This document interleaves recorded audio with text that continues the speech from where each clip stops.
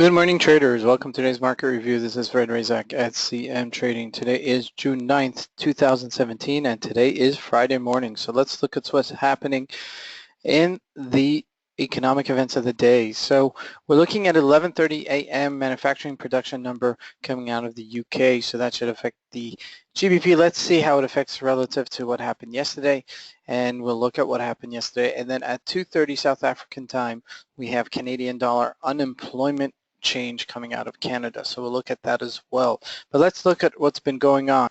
Well, it's been a very rocky ride yesterday. Looking at the GBP USD, we tanked over 200 plus pips yesterday in response to yesterday's parliamentary elections. As you can see here, we completely have changed the course, as you can see here from last night's trading. So it's been very volatile. I mentioned this to many people. You'll be waking up this morning looking, at your portfolios, and if you have any GBP positions, you'd be either pleasantly surprised or, aggravated by what happened. But, we kind of mentioned this, that, we were trading in this range, and if we would, breach this 129.26 level, we would continue further, and that's exactly what happened here. So we're about 200 pips below. Will there be a reactionary move somewhere settling above 128, 127 that has yet to be seen? I mean, we're sitting right there on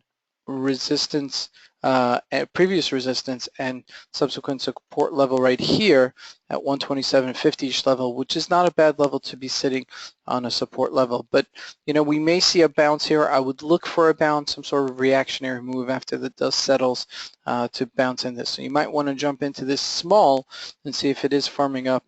Might be a good place for it to bounce. Looking at the Euro USD as well, we tanked yesterday, coming in from 1282 to 1196, over 100 pip move, and this was perfectly situated where it was sitting on its resistance level, not breaking higher, and then finally breaking the moving averages, and then surely enough breaking it right through. I mean, we went even further down, but we bounced off of that. So just keep an eye on this as this unfolds as well throughout the day. Looking at the USD Japanese yen, dollar getting a little bit stronger here, firming up from our 109 level, finally getting that bounce that we were looking for. We were saying, how we sold off initially on this 109 level, and we're above 110. So that's a big number for the USD Japanese yen. Looking at the gold here, gold also retracing quite sharply.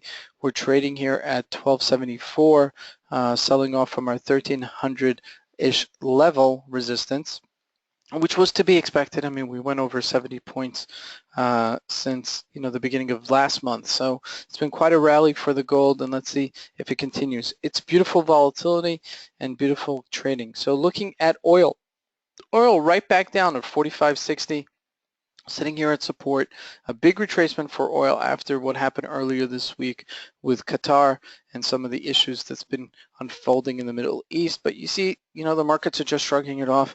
There's more supply of oil than needed, and you see the prices are going further down. Looking at the JSC, also sitting on its support level right here, didn't do much yesterday, so we're still anticipating the bounce. Looking at the Dow Jones, we had this very volatile market yesterday. Okay, we went all the way up to 21,250-ish level, didn't sustain it, and we retraced right back. So we were trading in a 150, 200 point range yesterday, which was quite extreme.